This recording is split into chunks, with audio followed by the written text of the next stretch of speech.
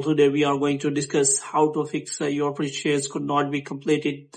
Contact iTunes Store or support complete this transaction. So if you try to purchase something from the App Store and after that you see this kind of error while purchasing, so how you can fix that? For this, what you have to do, you have to simply watch this video completely. So without wasting any time, let's start the video. So first of all, what you have to do, you have to simply close this page.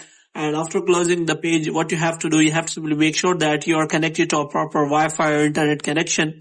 And after that, what you have to do, you have to simply turn on the airplane mode for some second. And after that, you have to simply turn it off again so that your Wi-Fi internet connection can be restarted.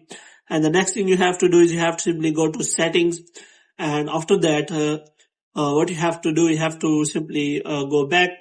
And here you have to simply go to general, and after that you have to simply click on transfer or reset iPhone. So here you have to simply click on reset, and after that you have to simply reset all of your network setting.